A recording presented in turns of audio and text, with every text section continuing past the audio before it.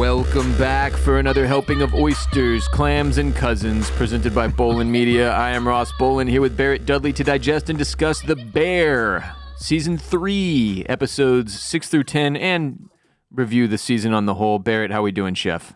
I'm okay. You know, we're recording this a week before it releases, so when you hear this, I will be off in Spain. But currently, as I was just telling you off mic, I'm in the throes of the week of preparation, which anybody that does this knows that it kind of stinks. Prepping for travel? Yeah, unless you're just some kind of wonderkind and you don't have any pets or any kids, and you're just like, you're packed 3 days in advance like some sort of psycho, then maybe it's great for you. But if you're young and free. Yeah, but not for me. Fortunately, nobody's haunting me, you know? That is a big plus. Right. So I've got that going for me. You know, nobody's running a haunt on me, on my ass. You don't want that.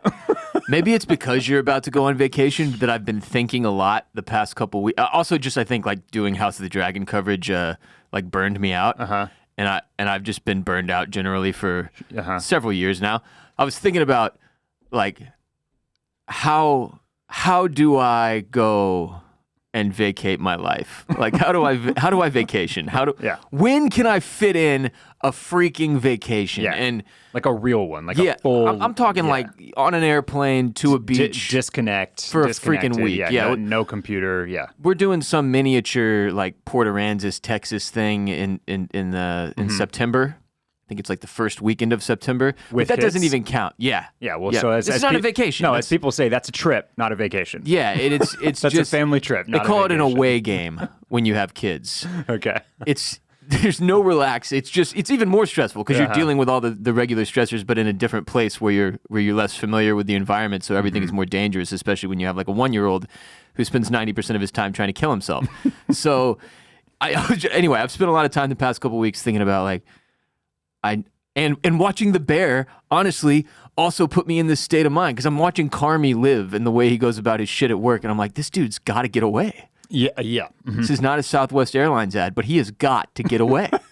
And so do I. Yeah. But by the time y'all hear this, Barrett will be in Spain, and I'll still be here thinking about how I wish I was in Spain. You ready to dive into Season 3? Let's do it. Let's dive. That's the back half of Season 3. Obviously, our episode last week covered the first half, and we'll kind of be talking about the season on the whole today as well. The first episode for today is Season 3, Episode 6, titled Napkins. Napkins. Another one directed by Ayo Edebiri, and otherwise known as the Tina episode. Yes. Wait, which was the first one she did on the season? The other episode she directed? Of this, yeah. Did she directed another episode of this season? Can't remember off the top of my head. Okay, this was not her debut then. No. Director. Okay. No, right. She did one of the first 5. This is the first one where I noticed that she directed at the end. You know, like with the credits. Right. Yeah. This was one of my favorites of the season. Of what is, you know, I think just I would be shocked if there's anyone who watched the entire Season 3 of The Bear and was like, nope, I see the cohesive vision. I see exactly why this season unfolded the way it did, and I think it accomplished everything that it needed to a season of television. You're saying nobody would say that? I don't think many people would. Yeah, that's correct. Yeah. But this episode, out of this weird batch of 10, I really, really enjoyed, because give me all the individual character depth. And make me feel like these are real people that I know, and then use all that emotion against me to rip my heart out and make me cry. That's good TV, and that's what this episode kind of did. So I liked the Tina episode. I have a zag on a piece of the episode. I liked everything. I thought this was good character building. I liked getting her backstory. I did not think that the scene with Bernthal worked very well. Really? Yeah. That's my zag. With here. Mikey? With Mikey. Okay, well, let's talk about that. Let's walk through this thing, though. First of all, I wish they did more of these character-specific episodes in this wonky season. Like, it clearly, what everyone was saying, that, like, FX basically told them, yo, we'll give you more money. Right. Do another season. Yeah. Y'all were planning on 3, let's make it 4. Right. Like, clearly, that is what happened. There's some stalling tactics there's happening. a lot of stalling. And I get where the frustration came from viewers, because it's like every episode, even the finale, especially the finale, you feel like you guys are just jerking us off here. This is ridiculous. Come on. I guess they gave us like basically a character-specific episode with Sugar in Yes. episode 8, Yep. Ice Chips, Yep. but different. It wasn't like backstory character development so much. I guess there was some of that with her and her mom, but anyway, I wish we got more of these. I really like the way the Bear handles these, like the Marcus episode in season 2 where he goes overseas and he's doing the Copenhagen thing. That's where it was, right? Yep. Yeah, that was really cool to me as well. But this one follows Tina in a flashback. It's basically like her beef origin story, right? Shows us her journey, how she ended up there. Yep. We see her being a mom, a wife to her husband David, who is actually played by the actress who plays Tina's real-life husband. Wait, say that again? The woman who plays Tina, Yes. that's her husband. Oh, okay. Yeah, David Zayas of Dexter fame. I was about to say who you'll probably recognize from Dexter. That's her husband in real life. Okay. Yeah. Yeah. Okay. Quick pause. Yeah. Here's another thing that slightly confused me about this episode. That she's yelling at a kid throughout the whole time, but she also says she's 46 years old in this episode. Right. How old's the kid? I think we saw him in season 1. Like her son. Young? Is he young? I want to say like more closer to teenaged. Okay. Yeah. And Well, also, that we would- don't see him at all. We don't here. see him at all. It's all off screen. But so there's a weird thing happening where like I can't tell if the kid is supposed to be 3 or like 14. Right. I think 14-ish Okay. is all right. more the range. But she like yells at him to turn off the goddamn cartoons at one point. All right. The other thing, you thought it was just a 3-year-old? yeah. The husband is never mentioned ever outside of this episode. Does she still have the husband? Does she still have the child? I mean, I'm almost positive we see her kid in season 1, but Okay. he just has not like visibly been on the screen since. And I am assuming, based on the information we have so far, that this is still her family. Okay. So Yeah. there was a weird thing happening from the jump almost in this episode where I was like, oh shit, this is how Tina loses her family. Dude, but I think But it's there's no, I don't think that's right. I think she still has her family. I think it kind of presents the way that, like, when you work with people in a professional setting, whether it be at a restaurant or in an office or whatever, like, it's easy to forget that people have lives outside of work. Totally, yeah. And that sort of brought that point up too, right? Like, you're like, wait a minute, what? Like, Well, who's this? She has a husband and shit? Like, we never talk about this guy. And so I know that what you were like you were saying you almost wish we had gotten more of this kind of like backstory, character building, depth type of stuff. Yeah. If we were going to do the stalling season, and I totally agree with you. Like I think we could have used more of everybody's outside life, and we got a little bit of here and there with like. We got Richie and his daughter and meeting his ex-wife's new but husband. just these And we little got sprinkles. Little sprinkles. We got Marcus? Sydney moving into her new apartment. Yeah. But like, you know who I want it from? You know who I want more backstory is a little. I need a little bit more Carmy. That's not just flashbacks to the things we've already to seen. the things we've already seen. And fishes. Yeah, and I guess that's kind of the point is that his life is the restaurant. Like I can sort of make all of these dots connect when I kind of try to peel the onion a little bit. But I'm with you in that I almost could have used more of this because of what I'm saying here, which is like, wait, okay, does Tina still have a family? Because they're literally never mentioned ever again outside of this episode. And I think that's because nobody really has time to talk about their personal lives in this work environment. But also, I mean, it's look, there's a lot of montages. Mm-hmm. Is that the plural for montage? Montage. Montage. Montage. In this season. Not montages, and they could have used some of that time, it feels like, to give us more. And I'm not trying to level like a broad complaint here. I'm just saying like this type of shit really works for me. This is what makes characters feel very real. Mm-hmm. It's what you have space for in a 10-episode season, especially one where you're sort of pumping the brakes to kind of stall out and delay the bigger picture shit. So I wish we had gotten a little more of it than we did. Anyway, back to Tina's family. They're struggling financially. These are not people who are like rolling in money by any means, right? Her husband is a grinder. She's a grinder. She's been at the same job for 15 years, this office job. She's working payroll at a place called Long Grove Confectionery. No idea what that is. Seems like they make candy. Really? Yeah, Is that what all the montages of chocolates getting iced and stuff like the that? montages all just blend together for me. But yeah, she gets laid off after 15 years in this place, and she spends the bulk of the episode hunting for a job. Like you said, she's middle-aged. She's no spring chicken anymore. She's operating with like the old school mentality of just like dropping off resumes in as many places as possible, which is not the way the world works anymore for the most part. Some of them directly tell her like, you should hit us on LinkedIn. And she's like, no, take this paper. This episode in the current economic climate was objectively terrifying. Yeah, dude, I did not enjoy this at all. I really like from that perspective, this was stressful. Yeah, like, and if you're paying attention to any type of economic headwinds, like the job market is fucking rough right now. Everyone I know that's unemployed is constantly complaining about how like there's just not much out there. I just saw a stat that it's taking people a year to find a new job. Yeah. Basically. Literally, like 30 minutes ago, one of my buddies I was texting with, who's currently on the job hunt, said that his neighbor just got a job and she has been looking for a full calendar year. Yeah. And it's taking her to another state. Like she has to leave the state. Yeah. To go get that job. That seems to be the story right now, and pretty scary. So watching, and then you hear all about like, I mean, like it, putting your resume, doing what Tina's doing, and or submitting online. It's like you just feel like you're just dropping a piece of paper into a black hole no matter what. Yeah. You know, like you have to know somebody to like actually get your resume seen. So yeah, all of that definitely factored into the kind of, you could feel their kind of existential dread kind of dripping through the screen a little bit, because you know how you can, even if you've never had to do this, you can kind of understand how awful this is. Yeah, and it's also, I mean, I think for you and I, we're probably finally in the age range where you think about like, well, shit, if I had to go get a job, like, yeah, am I at the point where I'm no longer young enough to be cheap and exciting? Because that's a big piece of what this episode attacks. Mm-hmm. Like, the older you get, the more limited your options are. And then in the case of Tina, without a college degree, that's limiting you in some places. Yep. Doesn't matter that you worked at this spot for 15 years doing exactly the same thing that this position is hiring for. Yeah.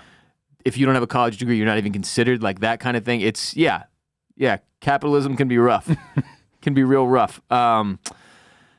So she ends up stumbling into the beef, right, at a low point where basically she's like broken by this job hunt. Bus is delayed. Yeah. Or the L, maybe. I can't. It's like the when it rains, it pours thing. Yeah. Like everything is going wrong. And she walks into the beef. It's chaos. I loved this little picture of the beef humming, like back in the day. Yeah, back in the day. Pre-Carmy.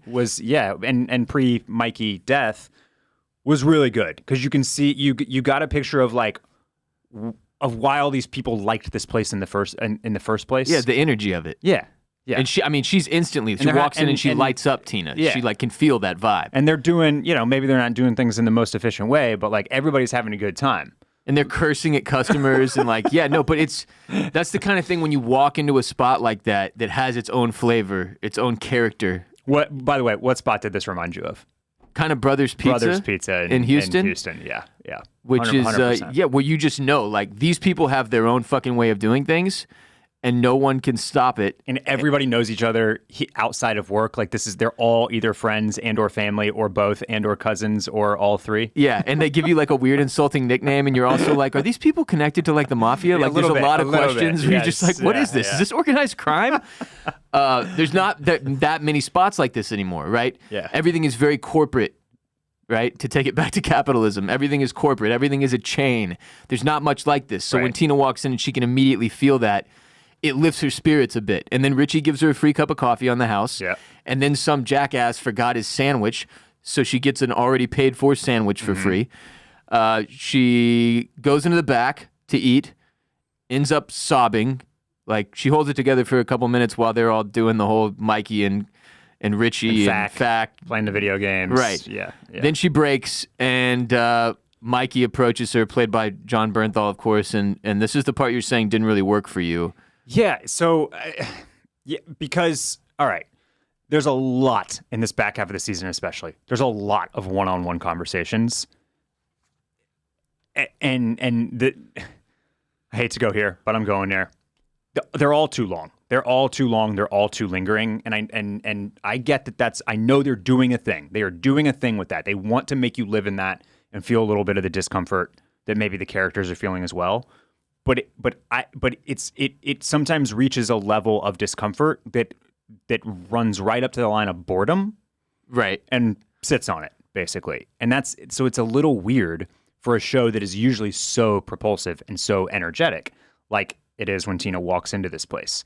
So I think this conversation goes on a little bit too long, and talking about all of this character development. Once we reach this conversation, I don't get anything extra from Tina, and I don't feel like I'm at a layer is added to Mikey either. I mean, I thought we got more of Mikey than we've ever gotten before in terms of his personality. I still don't. There's still no like. Do you feel like you have a grasp on what Mikey's demons were? Like why he killed himself? Yeah.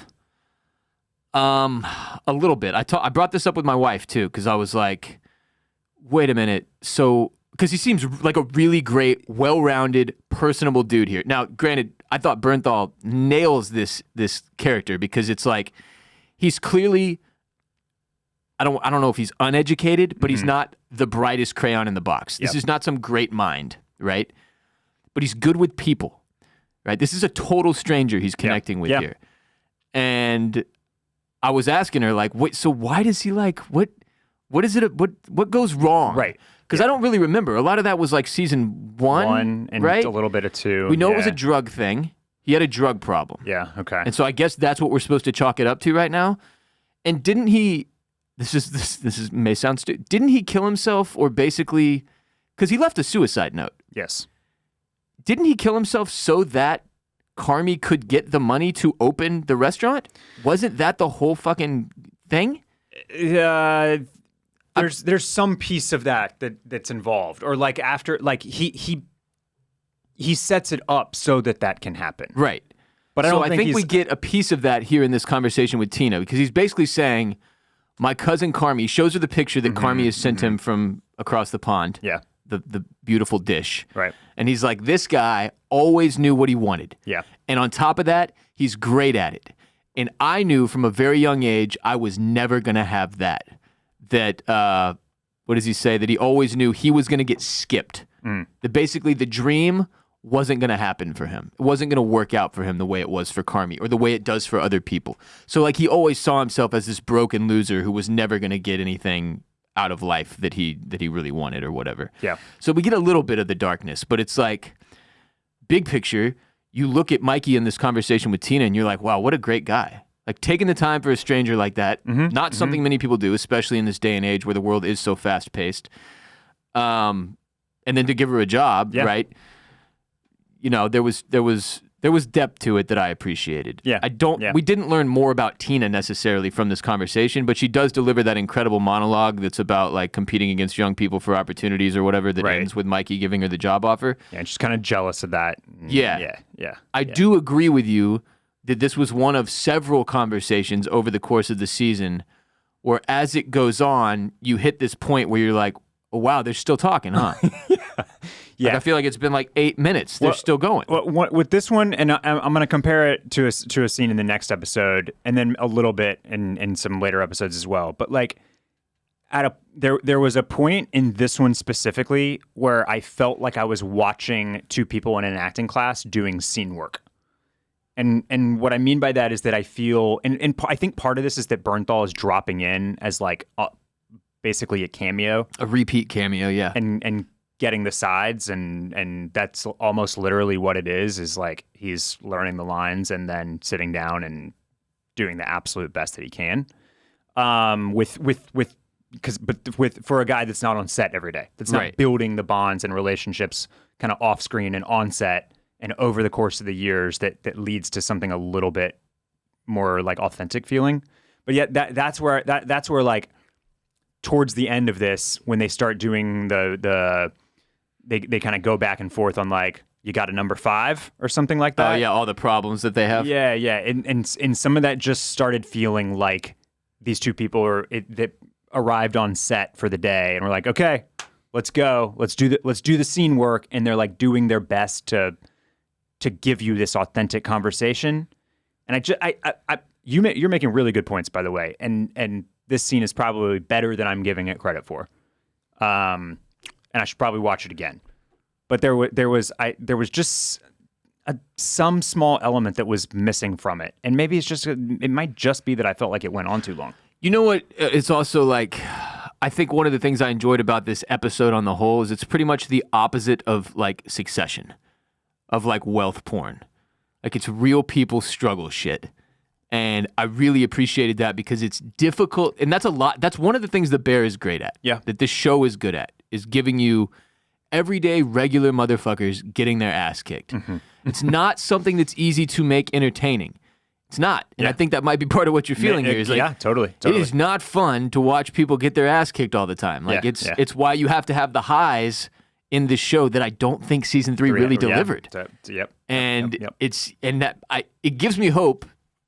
I wanted to save this sort of for the end, but like it gives me hope for season 4 that season 3 doesn't have any upswings. Because I think they're kind of drilling you down into the ground, just like beating you down. Okay. And then season 4 has to feel like an upswing, and like there have to be some wins. I have no doubt there will be more losses too, but like anyway, that's what this conversation did for me. It was very grounding, to see these two people. It's like Mikey's getting his ass kicked too. He's got a possessed toilet. The delivery guy's changing his net 60 to net 30.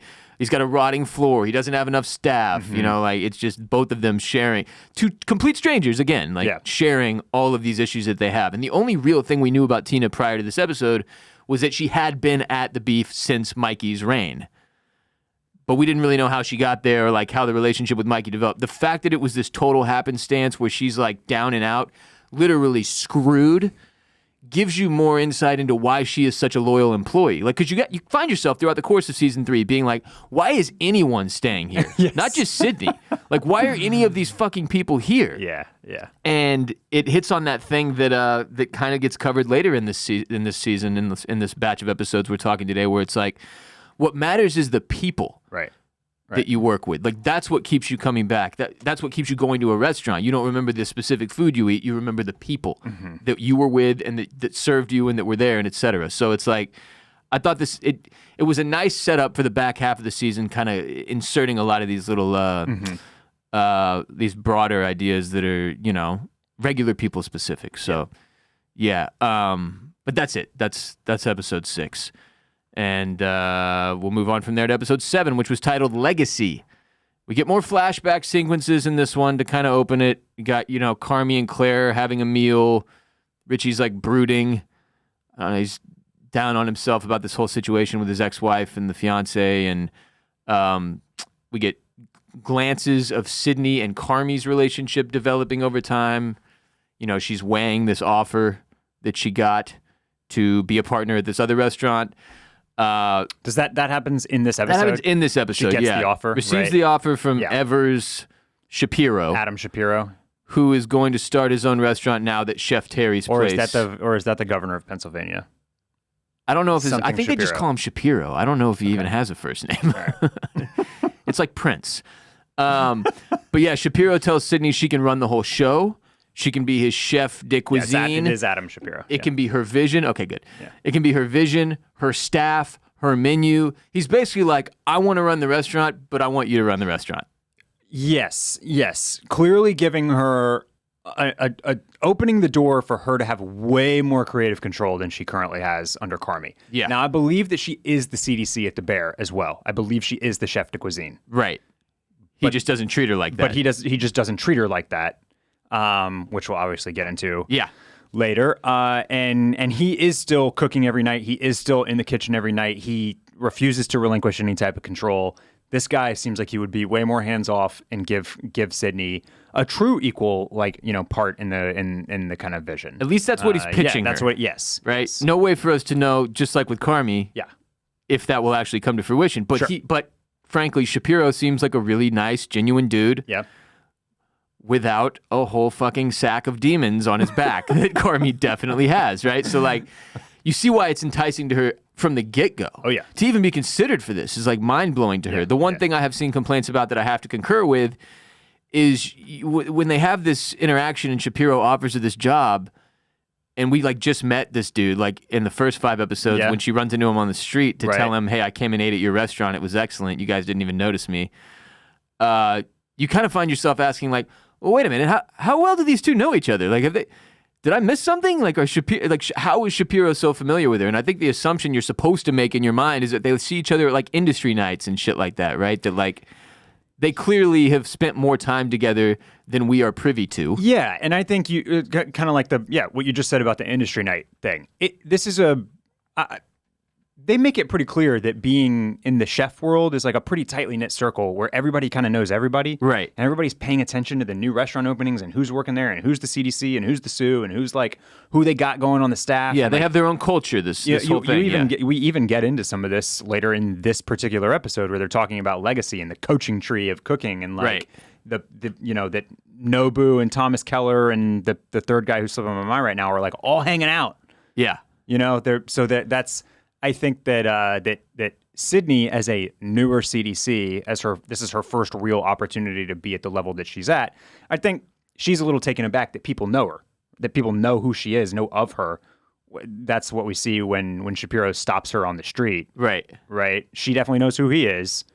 But she's shocked that he recognizes her like that. Yeah, you're right. And so I think that him reaching out, like I wasn't totally sitting there thinking like, oh, these people definitely know each other. He just seems like an older guy who has identified young talent and is like making his move because he's familiar with her work, likes what she's doing, and is kind of going out on a limb to try to get her, basically. Yeah, he also seems to have recognized that she is bringing something to the table at the Bear that is specific to her and not Carmi.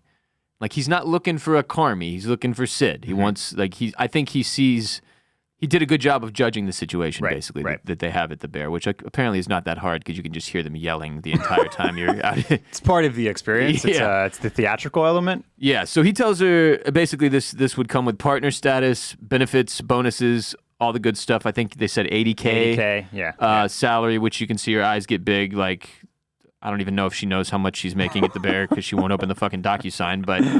But yeah, so she gets this offer from Shapiro, and as a result, we see some of these flashes to like her and Carmi's relationship developing over time, and some good, more stressful though. Yeah. Carmi is going to Al-Anon meetings again, which, if you're unfamiliar, is like it's like Alcoholics Anonymous meetings, but for family and friends that are affected by alcoholics. So you're not an alcoholic or an addict yourself. You're there because you want to be with people who have also dealt with having a family member that's an alcoholic or an addict and you know, the fallout that comes with that.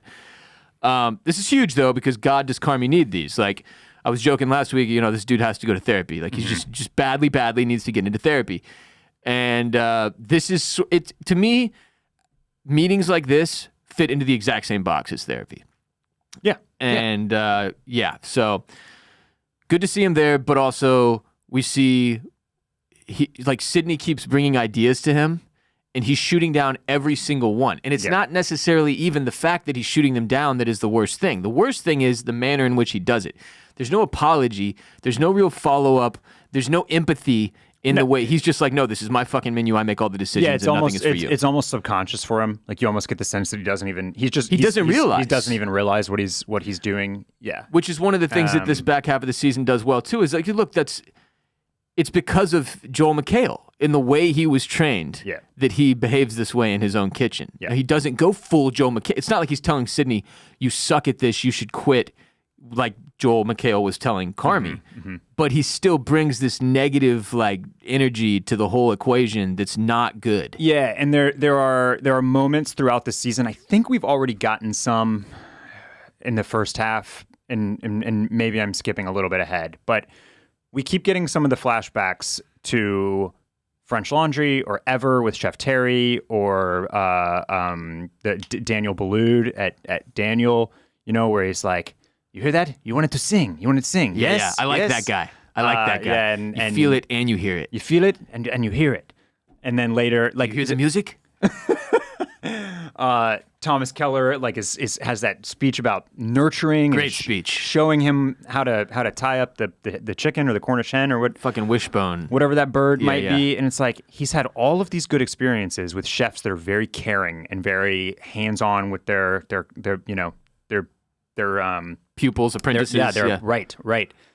And he did not pick up any of that shit. No, it's the bad shit that fucks you. There's one guy, there's one chef, and like you keep. when we turned on, I think it was the finale. That's like Laura and I had a little conversation. We were like, we called exactly what was happening, and then Joel McHale shows up, and it all kind of congeals. But yes. Continue on Legacy. No, that's a great point, though, that I hadn't really pieced together. You do get so many of these positive teaching moments that Carmy had with people that, yes, got him to where he is today. Yep. But none of those get redistributed. No. It's just the Joel McHale abuse and hazing shit, and in his own Carmy form. It's not even the full version of it. It's not exactly the same, but that's clearly who lives with him. Yeah. So Carmy and Sydney, they still have like a serious lack of honest and healthy communication between the two of them, whether it be Carmy being incapable of showing empathy when he's refusing Sydney's ideas or just accepting some of her goddamn ideas. She seems to be pretty good at what she does. Right. Or Sydney's inability to really approach him and tell him about the situation that she's got going on with this offer from Shapiro, or to take it even a step further back, just like to tell him, you can't operate this way anymore. Like, this is not what I want to be a part of, which she's clearly having thoughts of. So that there's just no honesty between these two at this point. Yeah. You really kind of are rooting for Carmy to try to figure it out and do the right thing here, and he clearly is not a great communicator. But Sydney is also a terrible communicator. Yeah, she's not good at it either. And they both have issues here. Yes, and I'll come back to that in the finale. But there's a lot of things that Sydney does that I want to scream at. She still hasn't opened the DocuSign, Barrett. Yeah, it was like 3 episodes ago that we found out that she has this doc, and she's still not even looking at it. So, Carmy still also hasn't apologized to Claire. At the Al-Anon meeting, the speaker talks about how, like, the longer you wait to say sorry, the more difficult it becomes. The apology gets stuck inside you, ribs. And like, fuck. Yeah. And that's real shit too. Yeah, that was good. That was good. And that obviously applies to both Carmy and Claire, and Carmy and Sydney, and Carmy and Richie. Like, Carmy has all these relationships that he has not mended, and this season is like kind of just a failure on his part to mend any of them. That's the fucking season. He is doing a decent job, however, of opening up to Marcus. That's the one person in the restaurant that he's like doing a pretty good job of communicating with. He's sharing his journals from his time training at the top restaurants with Marcus. Tells Marcus, like, if you need somebody to talk to, you can talk to me. Which I think also is like a thorn in Sydney's side, because she can see this. She is not. Why didn't she get the fucking journals? She's his partner. You know what I mean? Like, why is the goddamn pastry chef, the dude you've given all of this knowledge to, I am right here. I mean, to Marcus's credit, he's also shown more initiative in going after some of that stuff. You know what I mean? Yeah, but you're right too. Like, Carmy sent him on the Copenhagen trip. He's been, you know, right? Like, that's been a back and forth relationship. He's nurturing that guy. That does seem more nurturing. Yeah. And so, maybe Marcus feels that way because Carmy has opened that door for him, and which he hasn't really done for Sid. Yeah, something about Sydney for Carmen is there's like a block there. Yes. And this happens in relationships. There's like some friends or colleagues that it's easier to open up to, and some that you're like completely incapable of communicating with, and you don't really know why. Right. It's just certain people are built certain ways. The beef window, the sandwich window, is now running pretty efficiently. They've got Chi-Chi and Chucky in there helping Ibra. Apparently, 2 of the guys from that they used to work that were doing it before, the sandwich shop. Yeah. And apparently, one of these dudes, I want to say it's the Chi-Chi character, is the actual owner of the beef restaurant in Chicago where they filmed the show. Is that the smaller guy with the kind of the butt cut? I think so. Okay, I think so. Just a cool little wrinkle in there. These guys, I'm glad you mentioned that, because they are both so real. Like, you look at these guys with the New Era hat and the little neck tattoos that you can tell are real. The way they talk to each other. The way they talk to you, you're just like, yo, I don't know where these guys came from, but these are real dudes. Like, these guys have worked in a Chicago sandwich shop or something, because they just have that vibe. You can just tell that these are like real dudes. And like Ibra loves it. Like, he's like eating it up. You think he's going to be like kind of put off by the way these guys, they're kind of changing shit. They're telling him like, you need to put this here and do that there. Like, but he likes it. He's liking having the collaboration, right? Yeah. At the end of the episode, we find out the restaurant needs more C-folds. Yeah. You know what that is? I had to look it up. Okay. Do you remember? Yeah. It's a napkin that is a trifold. So, like, when you open up the napkin, it's like shaped like a C. Oh. Okay. or a U. It's not what I thought it was at all. Yeah. But It's when Mikey and Napkins yeah. picks up the box and he's like putting the napkins in there. Those are seafolds. Okay, got it. Are the napkins that he's that's coming back up. They need more seafolds. Yeah, they're running out of those. Sugar volunteers to go get them. By the way, I don't know what they're using the seafolds for, because they're certainly not the napkins that the guests are using anymore. No. And they don't seem that efficient for back of the house for like cleanups and stuff. Maybe at the Maybe sandwich, at the sandwich shop. sandwich window. That must be it. It has to be. Yeah. But Sugar goes to pick this shit up. The fucking second she goes for the big ass box, I'm like, no, don't do this. She picks up the box, water breaks, like putting it into the car, and they like cut us off there. And between watching this episode and the next one, guess how many days passed for me? How many? Several. I knew it was coming, and I didn't want to go back. Yeah. But yeah, that's the end of episode. What was it? 7. Legacy. I really, really liked this episode. Few scenes that I want to call out. Let me start with the bad. Yeah. I believe this episode has Carmi and the Fax breaking down the boxes. That's the next one. That's in the next? That's in I think so. I think that's later. Oh wait, no. There's 2 scenes with.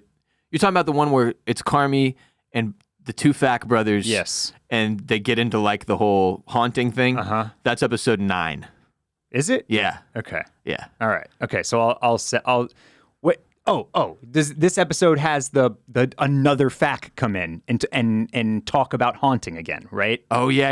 It's The like old their uncle or whatever. Yeah. He's like, tell your dad fuck you or whatever. Yeah. The guy that they've brought up before, how their dad haunted him for like yes years and years and years, some legendary haunting. Yeah. I've had just about enough of the haunting. Dude, that's one of the biggest complaints I see about the season on the whole. Too many facts, too much haunting. Agree on all accounts. Yeah.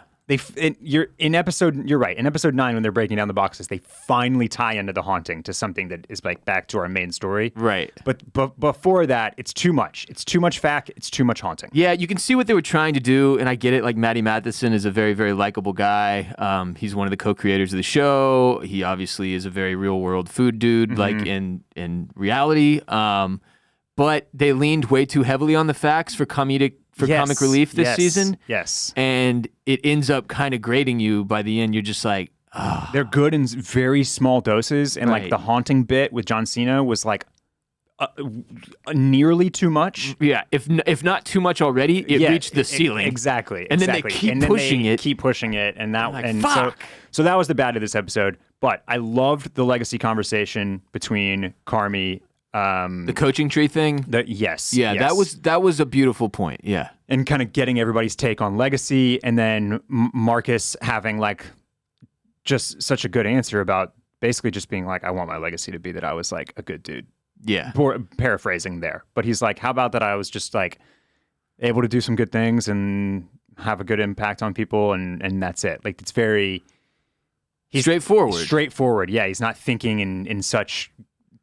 with such grandeur, right? Which can kind of, that type of thing can kind of drive you crazy. Too complicated.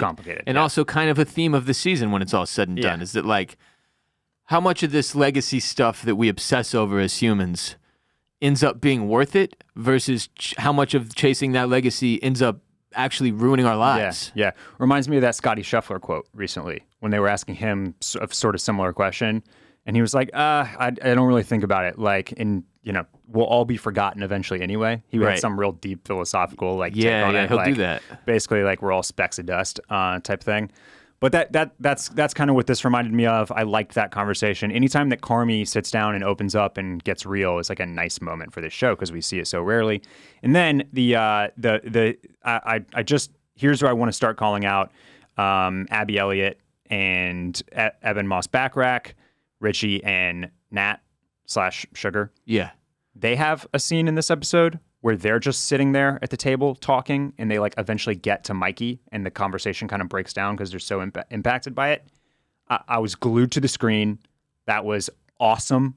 I think for me, these are the 2 MVPs of the season, are Richie and Nat, who I crush every single time they're on screen. And I like that scene was. That was my favorite kind of like 2 people just talking, just being real, having like this moment, getting into emotional depth territory that they're not really ready to like to dive down into. Then hitting the ejector and switch. kind of hitting the ejector switch a little bit, but touching that third rail for just a second, for a minute. But that was an awesome scene between them, and I just wanted to take they both have more moments that I really really like in this season, but that one stuck out to me because I watched it the same night that I watched Napkins, and that scene just had a little bit of the spark that I thought the Tina Mikey scene missed a little bit. Okay, yeah, no, I definitely feel that. And I think part of that is these are two characters who are very deeply personally connected over their entire lives versus... And have spent 3 years on set together now, right, versus like, Mikey and Tina, who are not family and are strangers, and also Bernthal's coming in and out, So yeah, no, I get you completely. And just to reiterate, the two things you just pointed out is what you loved about this episode are the things that this show does better than perhaps any other show I've ever seen, where it's like when you get to interpersonal relationships and in these very real conversations and these elements of humanity in the characters, that's what The Bear is great at. And it did feel like those moments were sort of fewer and further between this season, perhaps, than in the others. But those two in this episode, between that legacy conversation, which felt so fucking important, and also Richie and Nat talking about, their perspective issues, were both very, very good. If you're running a restaurant, you better stay on top of your finances or the computer is going to come through and skewer you. You know what could have helped Carmi avoid all the hassle from Uncle Jimmy in Season 3? Today's sponsor, Rocket Money. How much do you think you're paying in subscriptions? The answer is probably more than you think. Over 74% of people have subscriptions they've forgotten about. I definitely did, like the ESPN Plus subscription I got for some specific reason that has been lost to time. Then I forgot to cancel it and continued paying it for months. Thanks to today's sponsor, Rocket Money, I am no longer wasting money on subscriptions I forgot about. Rocket Money is a personal finance app that finds and cancels your unwanted subscriptions, also monitors your spending, helps you lower your bills so that you can grow your savings. With Rocket Money, I have full control over my subscriptions and a clear view of my expenses. I can see all of my subscriptions in one place, and if I see something I don't want, Rocket Money can help me cancel it with a few taps. I love how the dashboard shows me this month's spending compared to last month, so I can see where I'm at. I can clearly see my spending habits, plus they'll help me create a custom budget and keep my spending on track. Rocket Money will even try to negotiate lower bills for you by up to 20%, and all you have to do is submit a picture of your bill, and Rocket Money takes care of the rest. They'll deal with customer service for you. Rocket Money has over 5 million users and saved a total of $500 million in canceled subscriptions, saving members up to $740 a year when using all the app's features. Stop wasting money on things you don't use. Cancel your unwanted subscriptions by going to rocketmoney.com/dragon. That's rocketmoney.com/dragon. ROCKETMONEY. rocketmoney.com/dragon. Season 3, Episode 8, Ice Chips. I've always said what this show really needs is a traumatic birthing episode. Yeah, right. And not just a traumatic birthing scene, Barrett.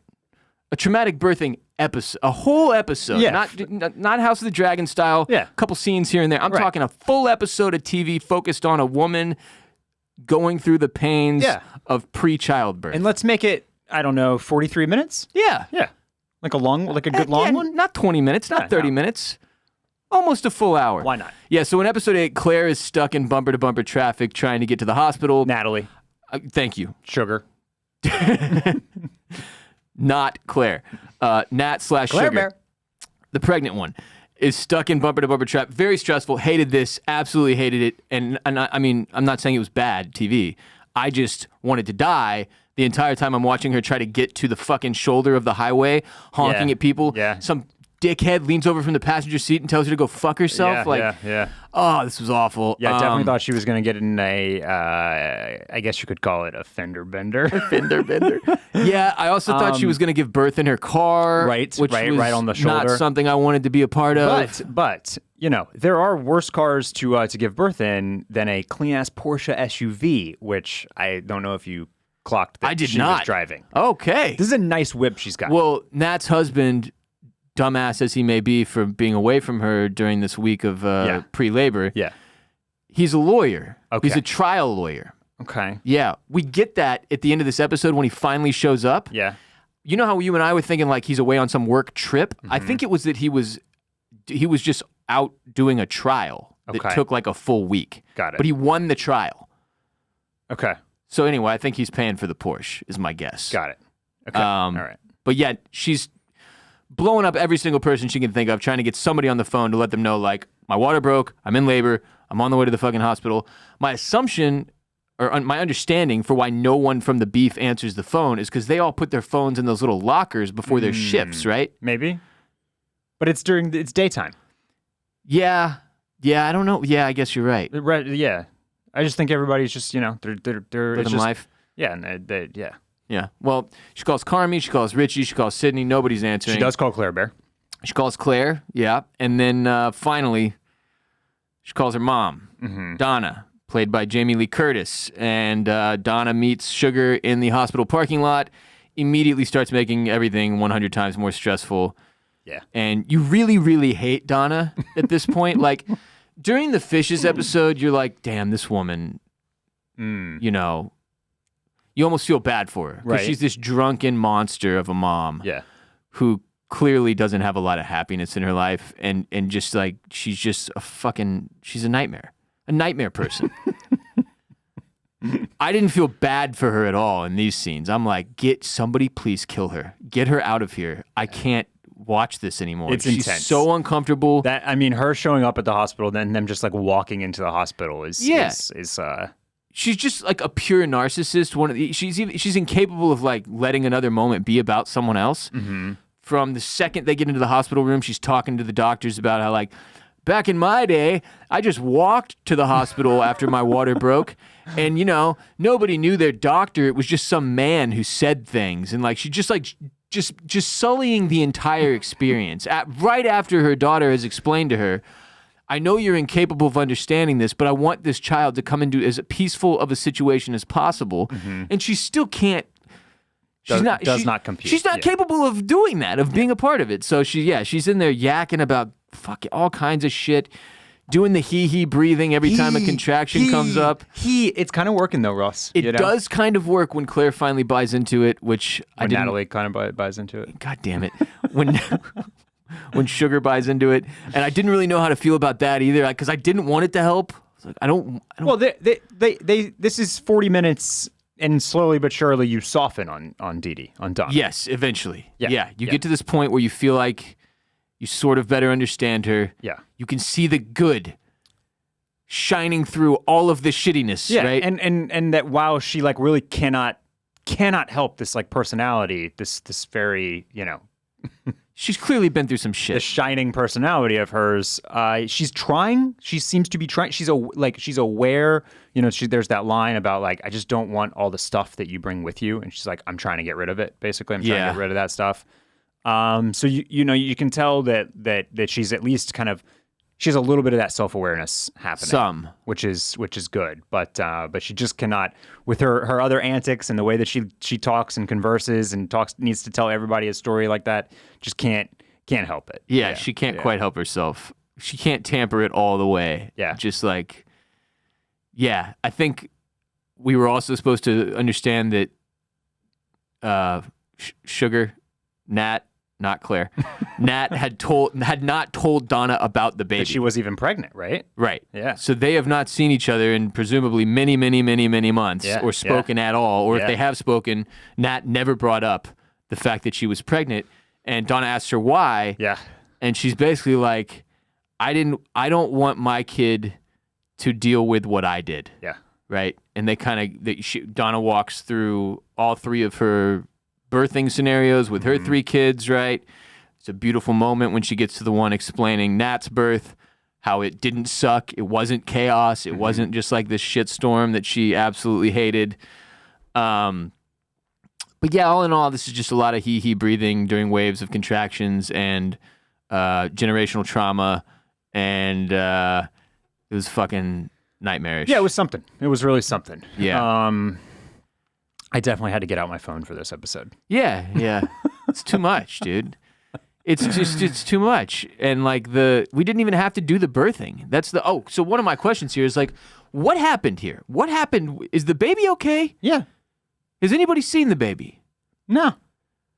I didn't feel like we got very good confirmation. It's almost like to me that the writers were like, we are not going to disclose what happened with this child. All right. And decide in the off season before the next one. Okay. Because they're bringing up to Carm how he needs to like call. Yeah. And check in on the baby. Yeah, because I think they went home. It's his sister, and she has a brand new baby. Like, you should call. Well, you should go. Right. She's in the city. It's not like she's in another fucking city or state. Yeah. But no, there was just something weird going on there with the failure to like show Nat with her newborn, or just someone mention like the baby is healthy and safe. I took it as like a weird thing. Okay. That they were kind of choosing not to disclose how this ended up. Okay. But yeah, I definitely read that everything was on the up and up. That's just kind of like where we just leave her having the baby, basically. Right. And then we don't have time to come back to that. Yeah, surely if something was wrong, it would have taken precedent over all this other shit we deal with the next couple episodes. Yeah. Okay. Yeah. But yeah, man, I don't have a ton to say about this episode. Jamie Lee Curtis I think she's doing exactly what she sets out to do with this role, you know? So that's it's something. I want to fight her. Yeah, it is. No, you're right. It's incredibly effective. It's very effective. Yes. The goal of the character is to make you feel uncomfortable and to make you feel like you wish she would stop talking and that she maybe would leave the room, perhaps never to return. Yeah, and this, like I said, this is a 40-minute episode, and it's one room and it's one scene, and they just let you writhe around in the discomfort. And I wish they hadn't. Yeah.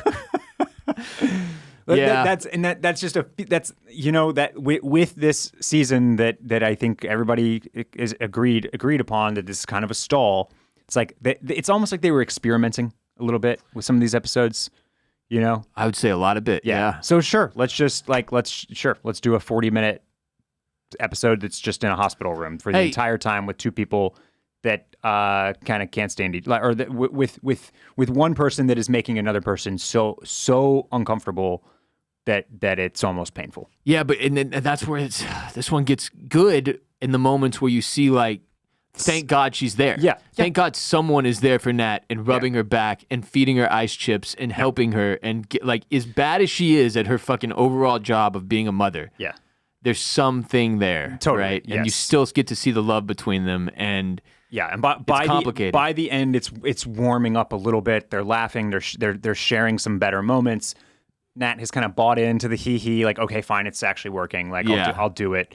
And then it does almost like flip at the end where you're almost like Nat would just like give her mom a bone as well, where you almost just like wish she would like at least maybe like say I love you or something like that. A little bit. Maybe that would help her get out of the room a little bit faster too. Right.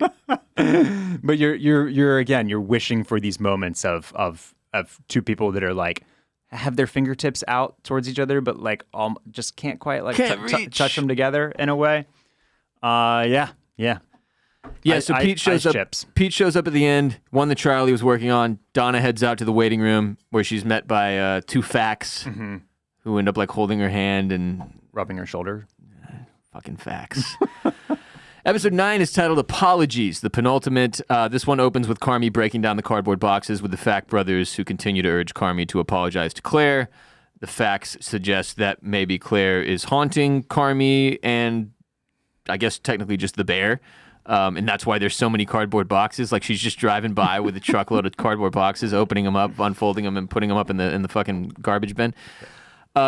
Basically, this scene serves to show us that they're like, why don't you just go say sorry or call her and say you're sorry? And he explains he's like incapable of it. It's too hard for him. He just does not know how to apologize or make amends. He doesn't get it. He's still a mess running the restaurant. From that kind of fun scene in the dumpster, we get into like Carmi yelling nonstop. It's just that close-up shot of him doing whatever it's called, where you're basically the quarterback in the kitchen. Yeah. Yelling nonstop, like bringing nothing but stress to the situation. There's no positivity. It's all refire this, and the cook is fucked. The cook is fucked. Refire this, faster, faster, faster. He's just all bad. Yeah. All bad vibes. He's not really able to show any emotion outside of like frustration or stress to his colleagues, and you have to feel like it makes you feel like this would be a miserable fucking person to work for. Yeah. And there's very much like a feeling for me, and I'll help give the other side of the equation here in a minute, but I started. There are some moments in 9 where I'm just like, okay, I can hardly buy the Sydney thing because any normal person would just flee for the other job or freak out on this guy. Like, what the fuck is your fucking problem, dude? Yeah, like, I have another job offer and you suck. Yeah. Are you gonna get it together or can I just leave? Yes. Yeah. Yeah. She still can't figure out how to talk to Carmi about potentially taking this new restaurant partnership with Shapiro. Yes, the Shapiro thing, this decision for Sydney does drag on too many episodes. It is like a little bit like Barrett's saying, the decision is being made for you. Seems like it. But I think the conclusion you're supposed to come to is that there's something there at the Bear that it is impossible for her to walk away from, and we'll get to whether or not we think she'll do that. Yeah, and that's the other side of it, right? Is that like she does? There's something about Carmi in particular. There's something about building this from the ground up, taking it from the sandwich shop into this restaurant. There's something about the other people, Tina and Marcus and Richie and Richie that keeps her around because it's this kind of broken family of misfits that she feels like she's a part of. And so it's like the Carmi thing is almost under all of that she feels somewhat positive about. Right. But yeah, it's still it's hard to watch. Tough to watch. Carmi does acknowledge in this one, I think he can sense the frustration within Sydney is getting to a boiling point, and he says that he knows it hasn't been easy to keep up with him. Yep. But even in that conversation, he kind of fails to see the bigger picture. Well, and he fails to say anything. He says, right. I don't want it to be so hard to keep up with me. But he doesn't say and she's like, okay, and continue. And that's it. Yes, he doesn't have it. She rolls her eyes and is like, okay, fucking fine, basically. Yeah, the only thing he can give her is an invite to the Ever funeral dinner. That's it. Can't really offer her anything in the way of an actual real apology or anything of substance, anything that he can't even say what he's been doing wrong. You know what I mean? Like no acknowledgement of what it is. He's just, it's all these kind of euphemisms and vagaries I've been hard to keep up with. Yeah. And a lot of it's wrapped in this. What does that mean, this bro? idea of like, I'm better at this than you and you're looking up to me. Yeah. Carmi goes into the walk-in fridge and he almost calls Claire, but he doesn't. This scene lasted too long. Then the Fack brothers take it upon themselves to go and see Claire at her fucking hospital shift and sort of try to apologize for Carmi. Yeah. Which was kind of a cute scene, a little funny. Sure. Yeah. And then Uncle Jimmy tells Carmi that if the restaurant review, which still has not come out, this also felt like it was just like dragged out over the course of the season. Well, and this is weird because isn't Sydney looking at a bunch of reviews earlier in this episode? Yeah, it got confusing with that. Like other reviews have come out, but not this one they're waiting for. Maybe this one is the one that's important. I also couldn't tell if that was like maybe them imagining other restaurant reviews or like what it could be. I also could not tell. That scene earlier in this episode where Sydney's in her apartment looking online and kind of like, it's like, Carmi this, Carmi this, Carmi this, Carmi this. It seems like she's looking at a bunch of reviews that have already come out. And reviews that are not referencing her or giving her credit. Correct. So maybe those are all positive, and what Jimmy is saying is that one negative review could sink them, basically. Yeah, it was really tough to read. But it was very difficult to tell. Yeah. Anyway, Jimmy tells Carmi that if that restaurant review comes out and it's bad, that he has to cut the string. And I'm pretty sure part of what I picked up in this conversation between Jimmy and Carmi was that Jimmy had given Carmi $850,000. I don't know if that was a number that was mentioned at some point, but I don't think I realized like we're talking close to $1 million in debt here. That number is mentioned over the course of season 1 and 2, and it's how much he's like invested in the place, basically. Yeah. It's a large sum. Yeah. Even for like a, potentially connected bookie or whatever the fuck Jimmy is. And it just feels like one of the questions I have right now that I don't really know the answer to is like, if this fails, are there further consequences for Carmi? Like, what, is he going to be in debt to Jimmy for the rest of his life? Like, was this a big swing that if it doesn't pan out, Carmi is ruined? Or can, like, everybody walk away from this unscathed? Or what the fuck? Because, like, they don't really give us detail. No, they don't. They don't. They're pretty unclear on that. And, I mean, also, like, let's be real. Like the restaurant seems like, there's that conversation in 7 or 8 where Nat mentions that they had, like, 2 cancellations that cost them $2,000, basically, or something like that. But the restaurant, they're only getting like 1.5 turns, but I think the place is fully booked. But I can't, like, is a good review going to boost business here? I think that's the impression we're supposed to be under. Because it this seems place like they're waiting for this review from could change the game. Okay, all right. Because it seems like they're already humming and don't have that many, like, and are pretty booked up. And are still not making money. And are still not making any money. So that I think other changes would have to come. It's not more, just right. And I guess it's more like if business drops any, they're totally cooked. Yeah, because even with things humming pretty well in terms of staying packed, they're not making. They're any money. losing money. They're losing money. Like Jimmy's getting crushed here, and I think that's where the computer scene from earlier in the season comes in, where it's like he's giving them ways to cut costs and make this thing profitable. Right. So I think it would take the review being positive and Carmi instituting some changes and maybe not changing the fucking menu every single day. But then Jimmy gets in the car with computer and computer's like, "Did you tell him?" And he's like, "Nope." And he's like, "You're fucked anyway." The basically? computer kind of implies that what Jimmy was supposed to be communicating to Carmen there was you're done and I'm pulling out. Okay. But Jimmy doesn't do that. And you have to assume that doesn't happen. Right. Because otherwise what the show's over. Yeah. You know, and Yeah. they're doing a whole nother season. Yeah. Today's episode is also brought to you by Shopify, Carmi and Sydney, Walter and Jesse, Ross and Barrett. So what about the perfect duo when it comes to growing your business? That's you and Shopify. Shopify is the global commerce platform that helps you sell at every stage of your business, from the launch your online shop stage to the first real-life store stage, all the way to the did we just hit 1 million orders stage. Shopify is there to help you grow, whether you're selling merchandise for your podcast or handmade kaleidoscopes. Shopify simplifies selling online and in person so you can focus on successfully growing your business. Shopify helps you turn browsers into buyers with the internet's best converting checkout up to 36% better compared to other leading commerce platforms, and sell more with less thanks to Shopify Magic, your AI-powered all-star. Selling merchandise here at OCC has been a solid supplemental revenue source for our show, allowing us to provide our fans and listeners with shirts and hats and such that they can wear and use in real life to show their support for us. And Shopify can be the platform that enables you to connect with your supporters in the same way.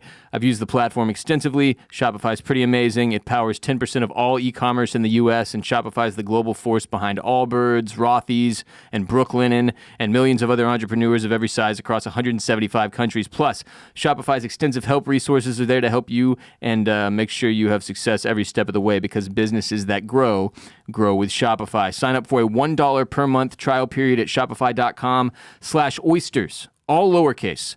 Go to shopify.com/oysters now to grow your business no matter what stage you're in. Again, that's shopify.com/oysters, all lowercase. So the season finale is titled Forever. It is the funeral dinner for Chef Andrea Terry's Ever. And we got a ton of guest appearances from celebrity chefs in this one. Yeah. That a lot of people complained about it being over the top. Okay. Because I have absolutely no knowledge about these people, I did not know they were celebrity chefs until reading reviews of the episode and seeing tweets and whatnot. Okay. So it didn't bother me.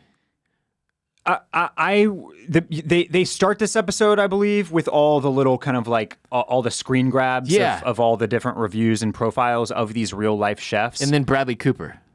Yes, because Bradley Cooper, do you remember when he did the movie called like Burned or something like that? Yeah. That movie, I think he was playing maybe one of these chefs. There's some stuff, if you go look that up, that was almost a TV series. I think he was in a TV series. The Bradley Cooper, and then I think they turned it into a movie or something. There's some interesting backstory stuff with the Bradley Cooper chef thing. But he kind of did the thing where he I believe he kind of apprenticed for a while, and it may have been at one of these restaurants. So he was in a TV series called Kitchen Confidential, where he played the lead character Jack Bourdain, inspired by Anthony Bourdain. There you go. And then he also did that movie, which I think is called Burn, yeah. Burnt. In 2015, where he was a chef as well. Yeah. So maybe it was just like a tip of the hat to him being like the guy representing this culture in I'm Hollywood. not sure. Maybe he had worked at one of these restaurants or something to train up for that. I did catch that, and I couldn't for a second. I was like, wait, are they saying Bradley Cooper is also a famous chef in this world, in that universe? But yeah, so I thought this was kind of cool. It helps add to the whole. For me, it kind of helped add to the Shapiro Sydney thing, right? Where like all these chefs are in the know. They're all friends. This is kind of like a little fraternity of sorts, right? And so this massive restaurant that has multiple Michelin stars that in this universe has operated for 10, 12, 15 years. That's closing is like it brings them all out to reminisce and to connect and to share stories. And so I had zero problem with that. Look, Olivia Colman is awesome. Like that, this is a cameo that is just totally working for me. Love every time that she pops up. Really good at delivering the couple of monologues in this episode that she's got, and I'll just jump right into something that I thought really worked here. But we're fleshing out this whole Joel McHale chef. What is his name? Dave Fields or something like that. They finally give us his name in this. I don't care. His name is Joel McHale to me. But for 2.5 years, for 2.5 seasons, we've only seen this guy in either flashbacks or as like a specter, right? Carmy thinks he sees him at the restaurant in season 2, right? Or he's in a daze and he thinks that he's like seeing this guy who lives in his brain rent free, sitting over there or being over there or talking to him. Yeah. And so it was nicely done how Carmy keeps glancing over, and all these chefs are here, and so at first you're not like you're like. Is he just imagining? Is he just imagining this guy here again, like he has many times before? Right. Is he just worried that he could be here? Yeah, exactly. And then no, it's kind of revealed slowly but surely that he's here. Him. That's him, and he is here. And he's staring right back. So the again kind of ties into the overdone haunting thing a little bit, but finally is able to connect a little bit that this guy that has clearly haunted Carmy for his professional life is now actually here and in the room, and that was all pretty interesting to finally have this guy kind of like materialize. And Carmy have to kind of reckon with that a little bit. No, and I think you're hitting on something that's really important about the show in general, which is that the haunting thing, stupid as it may be with the facts, does end up, if you think about it big picture, really it ties in nicely. Because Carm is haunted by Claire. He's haunted by this dickhead Joel McHale. Mm-hmm. He's haunted by his mom and his family. He's haunted by Mikey. Yep. He's haunted by all these things that he has not dealt with. Totally. That's like the main thing about the show and his character. And that's a thing that happens to people too. When you don't deal with the things that haunt you, they don't go away. They haunt you for the rest of your life. If you can't heal and move past shit, it just fucking follows you. And that's where Carmy is making huge missteps because he is not dealing with any of this stuff, really. Yeah. So the photo of Bradley Cooper is from Burnt, okay. 2015 film where he was Adam Jones. In the movie, he's a disgraced chef dead set on earning his 3rd Michelin star. So I think it all just kind of ties in too, right? Yeah. So we get a flashback to French Laundry where Chef Thomas Keller teaches Carmy how to remove a wishbone from chicken or a fucking whatever that thing is. But he tells him cooking is about nurturing people, right? And it's from the guests to the staff to the fishers to the foragers, the gardeners, the delivery drivers. Everybody gets nurtured through this ecosystem of cooking and restaurants. Very cool scene. That stuff was fun. Again, like you said, Joel McHale is there. Carm eventually confronts him when he goes to take a piss. McHale pretends not to recognize him and calls him like Bergazzo or something to that effect, which was so fucking brutal. You just immediately want to choke this guy.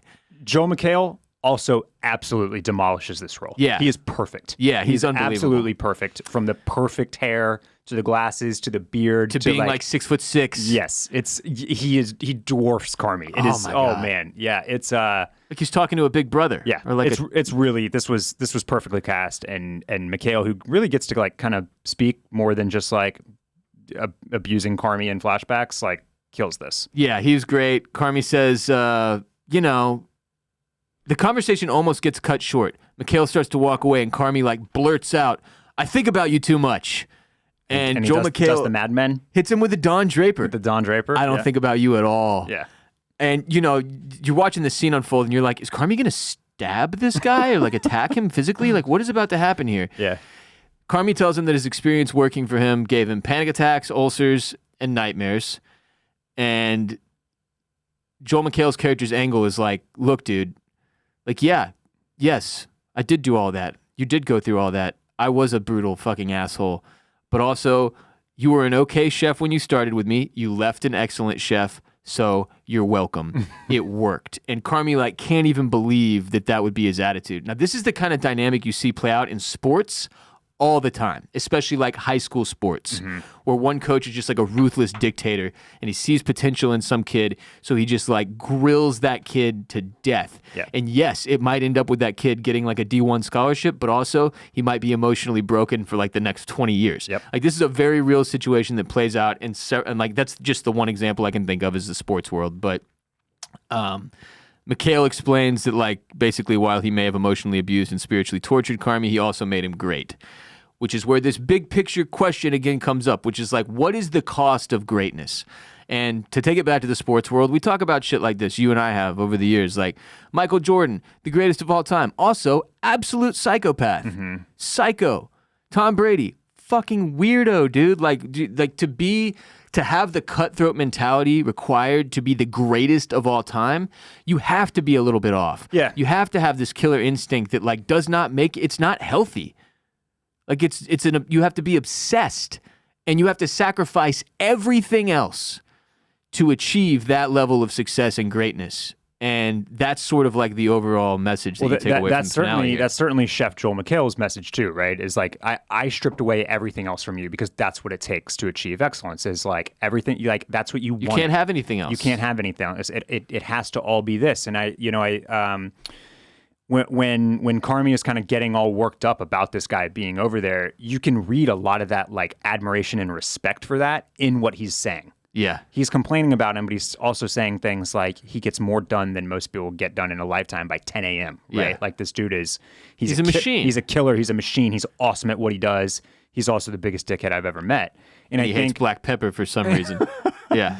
I think they're also showing you the fallacy, though, because this is the last place that Carmy worked in this string of things, and he very clearly did pick like he tells Chef Terry later in the episode that he learned a lot at his time at Ever. Yeah, and we see him learning and being nurtured and at French Laundry, and we know that he wherever he worked with, I guess he worked with a Will Poulter character.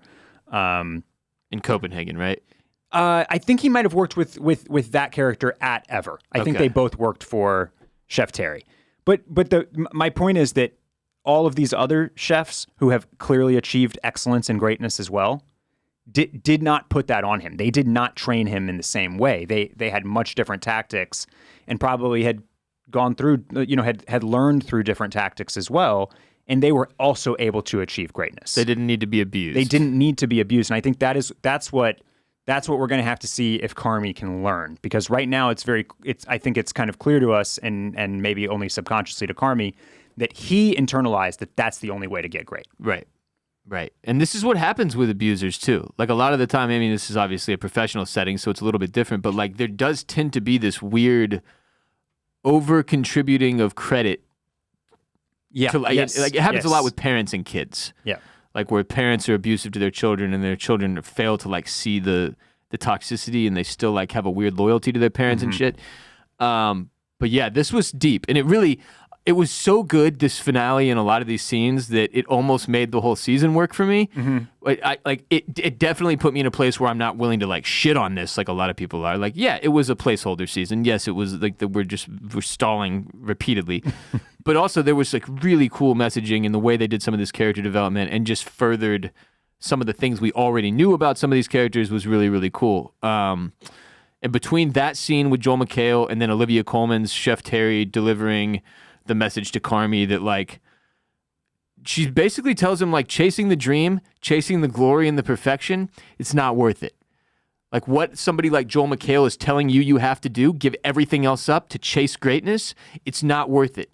Because I achieved it and I'm fucking leaving because I didn't get to live my life. I didn't get to travel. I didn't get to go to London as much as I wanted or go to parties and meet people. Like the stuff of life, real life, I missed out on it for all these years because I wanted this, and now I've realized this isn't it. Yeah, but okay, yeah, yes, but she kind of scaled the mountain and then decided that. And I think that, and she does, to your point, echo some of the things that the McHale character says, which is essentially that you don't get to have anything else. Right. It's just the way that you practice that you go about removing the other things from your life can kind of go one way or the other. Oh, definitely. Right. No, Like I don't think you can either do that through pain and abuse and agony, or you can do that through nurturing. Well, through nurturing this skill set. Yeah, it becomes a multifaceted which question. Which does require sacrifice. Yeah, I'm not saying major sacrifice. There are definitely two paths to achieve the greatness that Carmi is chasing, that we're presented with here. One is Chef Terry, who's a very nice woman. Yes, she was stern at times, but in a much more kind and normal and healthy way. Yep. And then there's the abusive dickhead way that Joel McHale's character provides. But the point that Chef Terry is introducing here is that, like, no matter which path you take, it still might not be worth it. Even if you got to go the good way, because, like, what is this that she's achieved here? And you can kind of see the bittersweet, nature of her character. It's like she says all these nice things about the restaurant, but she also says, like, nobody remembers the food. Yeah. And she's like, sorry, but nobody cares. Nobody's going to remember that. People remember people in experiences, right? So that I thought that was really interesting too, because I've listened to some other food critics talk about about that same thing, about how what you remember from your favorite meals ever is more the people that you were with and the atmosphere and the setting, and maybe things like the service or the kind of the special things that ever kind of inspires Richie and the bear to try to do, right? Yeah. But very, very rarely do you remember one specific dish. Like, what dish did you get? And you're like, right. You know what? I can't actually remember. Yeah, no, best dining experiences of my life. I look back at them. I couldn't tell you a single thing I ate. Yeah. I can see some of it. Right. But I don't know what it was called. Yeah. It was like these delicious pastas or like incredible sushi bites that I don't know what they're called. Yeah. I don't know what was in them. So you kind of, you have to craft those and create those to fulfill the experience, but at the end, it's not actually the piece that people remember. So that was really interesting. Which takes us back to the Schefter speck of dust thing. Yeah. Like, all this will be gone. So what is it that you want for you? Yeah. Which is sort of the thing that Chef Terry is going to go chase now, right? Like, what she thinks makes her happy. Because this isn't kind of it. So it leaves Carmi with this, on top of the fact that he's just had to confront his, like, abusive fucking... Jedi that trained him or whatever. Yeah. I don't know what the dark side version of that is called. A Sith. But now we're doing Star Wars stuff again for no reason. The point is... Darth Plagueis? That was his Darth Plagueis? Yeah. just had to talk with that guy. And then this other woman who he looks up to so much is telling him, like, hey, man, just consider the fact that maybe this isn't the path. Yeah.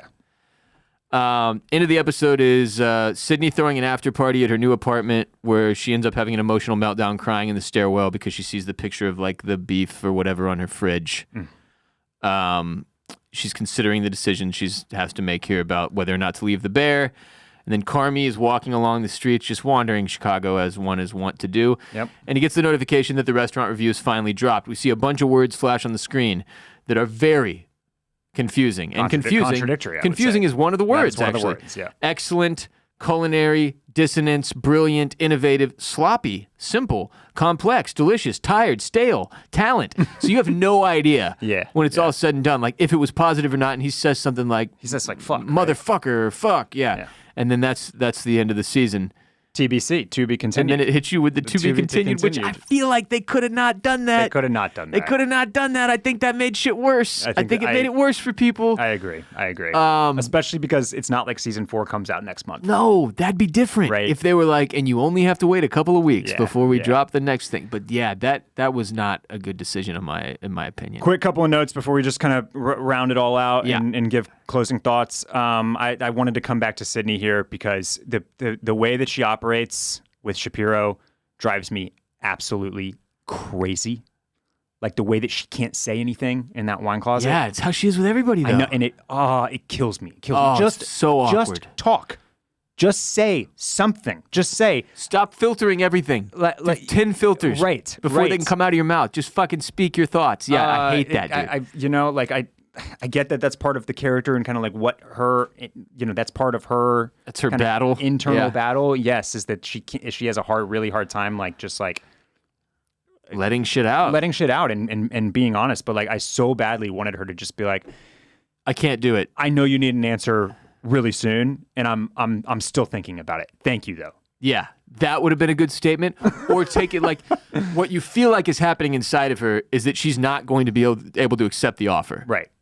That regardless of how shitty things may be right now, she's going to pick her Bear family over this new opportunity. Yeah. And I'm pretty confident that's the way it will go, because if the show splits into two different things at the how end, do they do that? I don't even know how they manage that, and it would be brutal. Yeah. To pull everybody back together and then have them work some of their shit out and actually start communicating would be the satisfying story path. Yeah. I don't know what they'll do, but just the way you watch all these scenes with Sydney and Shapiro unfold, you do get the feeling she's going to let him down. Yeah.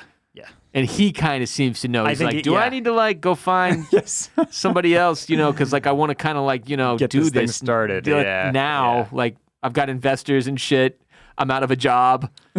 Do you mind? And she's not capable of giving him anything. Last really. thing I was going to toss out there is just again with Richie, who does such a great job, especially kind of holding his own on this stall season. I like the little spark that's happening with him and the chick from Ever. Yeah. Yeah. You see that. Maybe a little love interest. Little chemistry there. For Richie. Yeah. Yeah. She comes to the after party. Dude, also, like, it's happening. It's all happening. Richie stodged there for like, I don't know, 7 days or 5 days or something. And then like when Chef Terry walks into the room to give the big speech to everybody, she like looks over at Richie and like blows him a kiss. That's like, just the impact that he has on people, you know? I get it. Like we've seen enough, I think, from Richie to know that he leaves an impact. He leaves an impression on the people that he interacts with. Like even with Tina, like when he giving her the free coffee and stuff. There's something to this guy that is memorable. Everybody seems to really love him in the kitchen, right? He's like a big dumb animal. Yeah. Yep. But the fact that she recognized him out of all these famous chefs and blew Richie a kiss, I was like, give me a fucking break. Come on. What is he doing? He's like seducing all these people with his charm? Look, all in all, I think we've kind of given you the gist of what we thought about the season. There were really bright spots. Yeah. Really great moments that did what the Bear is really good at doing. And then, for the most part, when it's all said and done, you feel like this was sort of just a big stall. Yeah.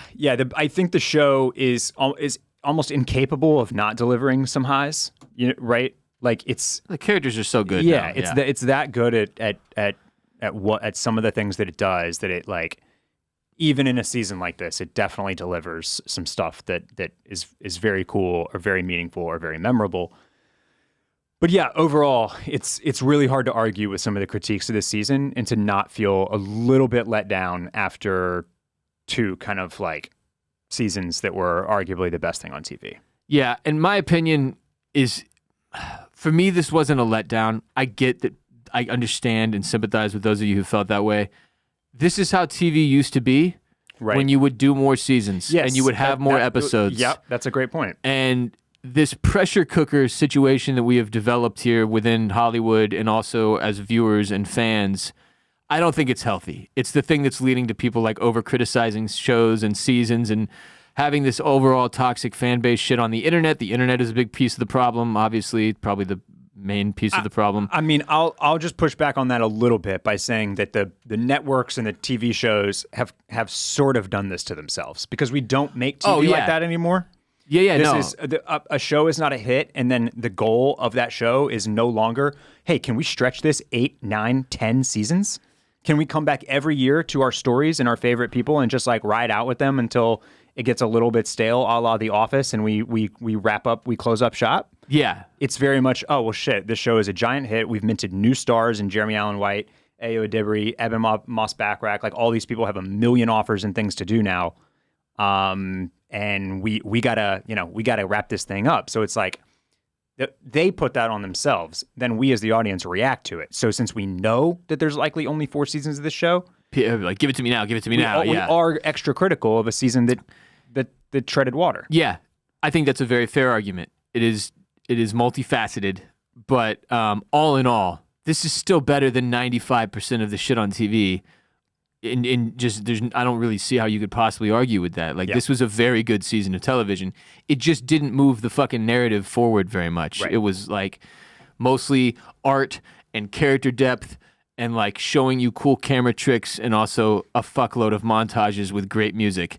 Yes, And there was some great music, especially in these last few episodes. yeah, soundtrack was phenomenal. All in all, like, you show this to me in a vacuum, there's no way I'm complaining. I'm just like, okay, yeah, well, can't wait to see what happens next season, and then I move on with my life. Yeah. And that's what I'm going to choose to do. TBC, to be continued. Yeah. We'll have more thoughts on the season on the whole later this week on Patreon. Yes. Barrett next week will still be in Spain, so we are taking the week off. There will be no episode release. But just as a positive to throw in there as a caveat, I might be doing an interview with a cast member from Game of Thrones who is releasing a book about his experience on the show. It won't release until September. This episode won't if it goes down, but I might be recording that next week. So if you're like, go to work, you lazy fuck, I'm still going to be working. You just won't know it yet. Ross, I think we've earned a week off, to be perfectly honest. I hope so. Yeah. But it is looking like this interview is going to happen, so that is something to be happy about. It will be very, very cool. All I'll say is it's not like one of the main characters of Game of Thrones, but it's a big enough character that our audience would be really excited about it. Ed Sheeran. Yeah, it's Ed Sheeran. Rings of Power. Stop asking us about Rings of Power. We're not covering Rings of Power. Barrett hates Rings of Power. Yeah, he hates the Hobbits. He hates the Shire. He hates the Harfoots. He wants nothing to do with the One Ring or any of the other rings. Well, and y'all know that I could never get past the Trollocs. That's a different show. Nah. It's the same show, isn't it? I rewatched Rings of Power Season 1. It was a lot better than I gave it credit for the first time through. I'm very excited about watching it. I'll probably do some version of social media coverage, but it will not be something we're covering on the podcast. It's too much to ask of Barrett. Sorry. Don't even apologize. There are certain things that it's like when I tried to force you to do Wheel of Time. Yeah. I don't like doing that. You know, I don't want to come in here and you have to talk about some shit that you're not even that interested in. So we align 98% of the time. Right. This is one of those rare moments where we don't, and as such, I will not shame you for it. But I do keep getting DMs from people being like, "Do Rings of Power coverage." It's not happening. Stop DMing me. Stop it. I know we've got kind of Penguin lined up for late September. Will you be staying current with Slow Horses season 4? Yes. Because that comes out week to week too. And I'm not that when that's does it drop though? I think September 9th. Okay. Just saying that's Apple TV Plus. Yeah, that's something that we could potentially mix in a little bit of talk about as well. Not that there's a ton to kind of like digest week by week for that show. They're all pretty pulpy spy 6-episode. Yeah. You know. Yeah. They happen pretty fast, but we can at least touch base on that. So, yeah, definitely. We'll have a lot to talk about the rest of the year. Yeah, absolutely. Very excited to continue enjoying the old podcast with y'all. Just saying we're taking next week off because Barrett's in Spain. Let the man have a honeymoon and let me try to organize a Game of Thrones interview for once. Remember, we'll be back on patreon.com/oysters, clams, cockles later this week, taking hotline calls, talking season 3 of The Bear on the whole with the members of the Mollusk Militia and everybody officially in the clam fam there on patreon.com/oysters, clams, cockles. Very cool. Support our show. Go to Patreon today. We have a ton of content in there. I've repeated all of it ad nauseum for like 3 straight months. If you don't know what's on Patreon at this point, you're simply not listening to me, and that's on you. Patreon.com/oysters, clams, cockles. Support our sponsors. Check out the other Bolin Media shows. Just go to bolinmedia.com. Follow me on Twitter and Instagram at WRBolin. Follow Mr. Dudley at Barrett Dudley on Instagram and X. Go to bolinmedia.com/shop to check out the merch we have. Thanks for being here. Thanks for listening. Thanks for watching. Love talking The Bears season 3 with y'all. Hit us on social media to talk more. And especially, obviously, we're looking forward to hearing everyone's reactions on Patreon. Until next time, remember, every second counts.